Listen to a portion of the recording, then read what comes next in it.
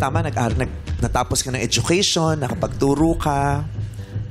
Hindi nga lang medyo malapit sa iyong itinuro, pero baka natatandaan mo pa ito. Sa pagdating ng mga Espanyol sa Pilipinas, ay itinuro sa atin ang alpabetong Romano. Ngunit noon pa man ay mayroon na tayong sinaunang alpabeto. Ano ang tawag sa sinaunang alpabeto ng mga Filipino na sa Tagalog ay nangangahulugang lupaing nasa gilid ng dagat? Wait lamang po. Ulitin ko po. Huwag po muna kayong sumagot. Antayin mo lang ang hudyat ko.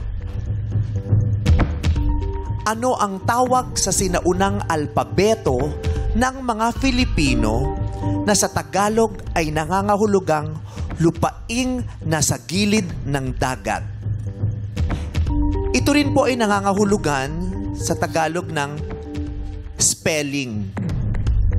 Ano po ba sa Tagalog o isang salita ng spelling? Yun po yung tawag sa sinaunang alpabetong Pilipino na sa Tagalog ay nangangahulugang lupaing nasa gilid ng dagat. Natatandaan niyo po ba? Lupaing nasa gilid ng dagat. O kaya, ano po ba?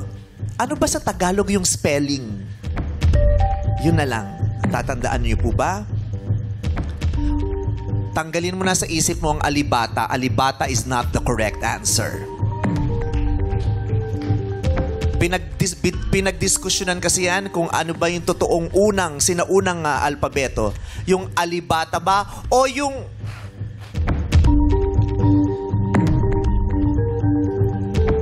Kaya mo nang sagutin? O orasan na kita, 5 segundo. 250,000 pesos ang mapapanalunan mo.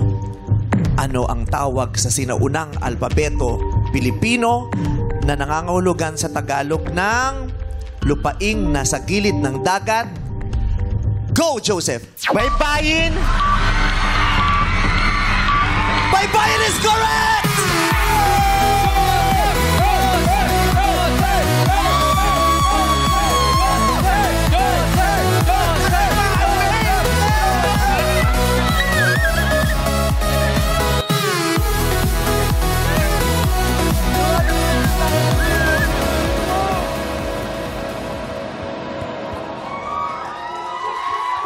Kayo naman ang sinunod ko eh.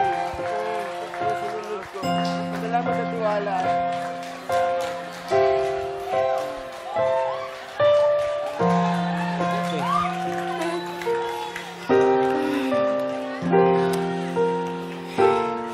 Swerte.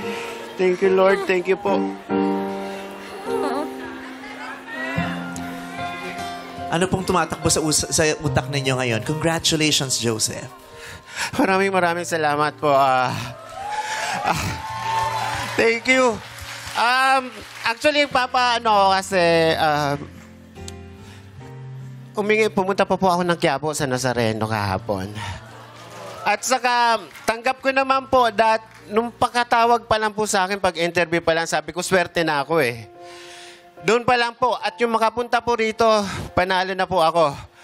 Napakasobra po. Bonus na po yung binigay sa akin ngayon. Maraming salamat po.